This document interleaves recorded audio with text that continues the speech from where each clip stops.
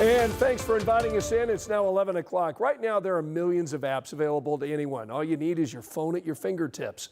You know, most of these apps are harmless. Food delivery, games, TV, and movies. But some of these apps that may seem harmless on paper have a dark side.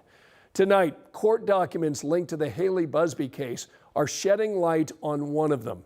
Investigators tonight say 39-year-old Tyler Thomas and 17-year-old Haley Busby communicated via session for more than a year before her death.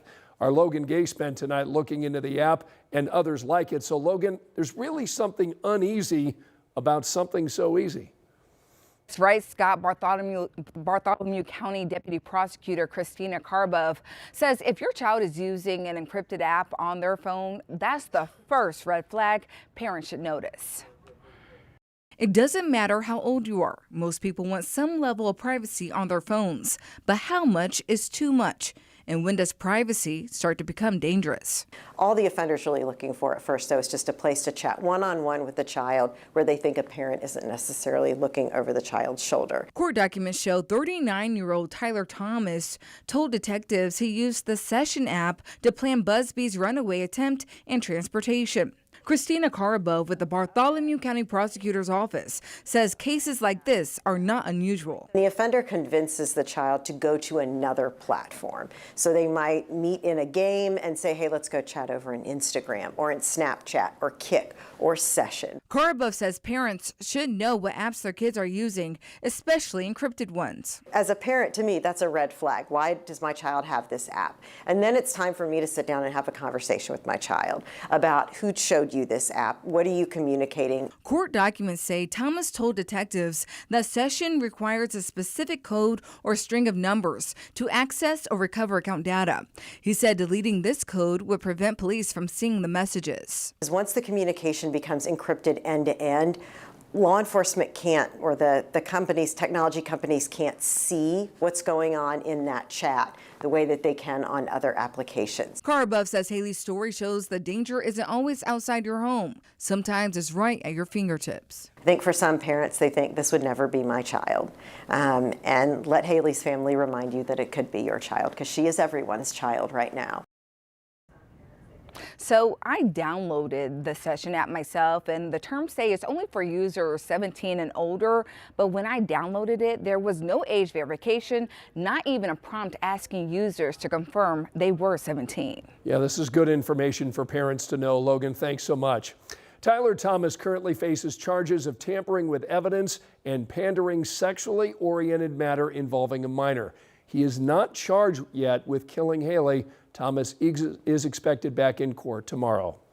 Tonight, investigators continue to work piecing together the months, days, and hours before Haley's death. Meantime, her parents tonight are pushing for changes over at the State House. The Busbys talked to lawmakers today on the House Education Committee about Senate Bill 199. So this is a bill that tweaks several education policies. The Busbys were there to support a change dealing with kids and social media use. It would require Hoosier kids 16 and younger to have verified parental permission to sign onto a platform. Now, under that proposed amendment, the platforms could not share or market data about how teens are using them. We are in the midst of the greatest crisis of our time. We are losing the fight to protect our children. The internet and social media are the devil's and predators' playgrounds. And it's on this front that we must fight. I understand that the amendment as it stands today may not be in its final form, but I beg of you, please do not let this opportunity slip away. The Busbys are also advocating tonight for a change to House Bill 1303 that would expand the discretion police have to issue Amber Alerts when they believe a child may have been enticed to leave home. Because when Haley first disappeared back in early January, police classified her as a runaway. That did not meet the criteria to issue an Amber or a Silver Alert. The proposed change to the alert system will be heard by a Senate committee tomorrow. Community members are invited to remember Haley at a celebration of life in Fishers. That service takes place Thursday at 6 p.m. at I-Town Church in Fishers. That's near 136th and Brook School Road. The doors will open at 5. The memorial is open to the public. Guests are encouraged to wear pink because that was Haley's favorite color. We're going to follow all of these stories very closely for you in the coming days. Developments in the investigation and over at the State House. You'll be able to find any updates on air and online on WTHR.com. Angela, we had a nice day today. Do we have another one in store tomorrow? We do. We're going to be close to 50 degrees tomorrow afternoon, Scott. That'll be 5 to 10 warmer for most of us compared to what we had today. 11 o'clock at night, we're still above freezing in Indianapolis. It's 33 degrees. We are down to 31 in Shelbyville and Bloomington, down to 27 in Richmond. We'll wake up to temperatures in the upper 20s and low 30s. From there, partly cloudy, midday 45, and we'll be near 50 for a high tomorrow. All right, Angela, thanks so much. A man was just sentenced to 7 decades in prison for a police chase that ended with a crash killing a baby girl and her brother. This crash happened last February near US 40 and Ronald Reagan Parkway in Plainfield. 3-year-old Eris and his 2-month-old sister Iris were killed.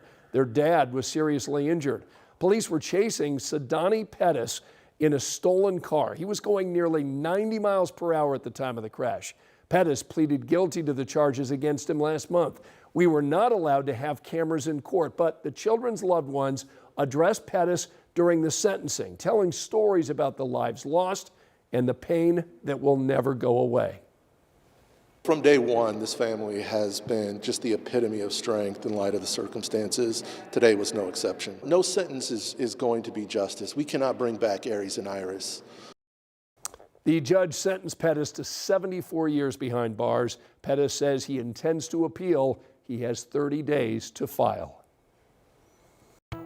Here's a look at the other stories making headlines right now. A woman shot during a pursuit with police was just sentenced. 28-year-old Ariana Morris was pregnant at the time. She was the getaway driver when her then-boyfriend Rictez Williams robbed an Indianapolis dollar store back in September of 2023. Police say during the chase, Williams shot at officers who returned fire. Williams was killed. The judge sentenced Morris to 3.5 years in prison plus probation.